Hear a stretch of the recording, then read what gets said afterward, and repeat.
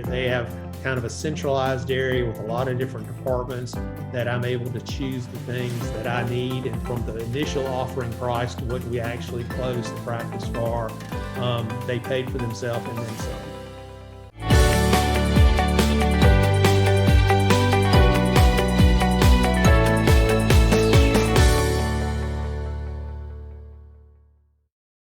Well, I knew probably, I think I was in 7th grade when I had braces, and that pretty much, I kind of made up my mind, this is what I want to be. I'd like not just a dentist, I want to be an orthodontist, and I was fortunate to be able to achieve that. Went to LSU Dental School, graduated in '89. Anyway, so I started my practice in the fall of 1992. So we come now to 28 years later from when I started my practice.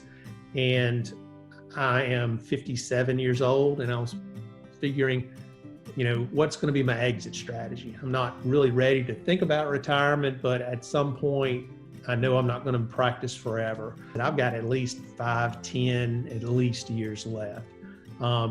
So that's when I decided. I had been getting some correspondence from large practice sales, LPS, and I decided to give them a call and to find out what they could do for me. What are my other options? And I talked to Chip at LPS, and he said, yeah, it sounds like somebody that we would like to work with. And he explained, I was really wanting somebody, a partner, that would not tell me how to practice.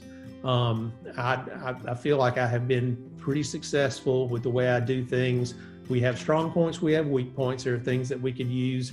Some help in marketing is one thing that I'm not real big on. But I told Chip that I'd really wanted to find somebody that was kind of the silent partner that would help me do the things that I need some help on, but let me do the things that I'm good at. And Chip said, that's the kind of people that we try to put you with. So I went through the process of getting a general valuation of my practice. I liked the number that came back. We started the process in, I think, June of 2020. And I was hoping to get closed by the end of 2020 so that regardless of the way the election turned out, I would still be doing things under 2020 tax laws and things like that. And I ended up talking to, I think, 3 different companies. And the third one was the company that I ended up going with, and it's been great. And all along the line, I dealt with many people at LPS. Everybody was professional. Everybody was really helpful. But there were 2 that really stood out to me. One was Maxwell Sellers. He was kind of my liaison to when I was talking to the different companies, and he really helped me out on kind of briefing me on what the companies like to hear and how I should present things to them, which everything was true, but just saying it the way they like to hear it. And he really helped me out, and he really kept me kind of going during that time. And then the other person was Morgan Hunt, and she really helped me. She saved me a lot of time and a lot of effort and things, and helped me guide me through.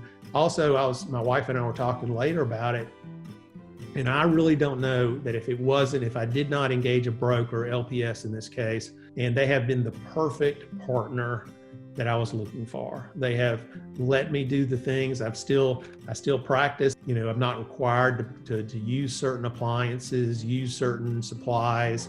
It's basically they let me do the things that I've been doing. Not much has changed, but they are offering me things that I could not have done. Marketing, we're going to start doing some things really shortly here that I knew I needed to do. My wife was kind of wanting me to do. I just didn't have much interest in it. So now they have kind of a centralized area with a lot of different departments that I'm able to choose the things that I need and to help me out do the things I like.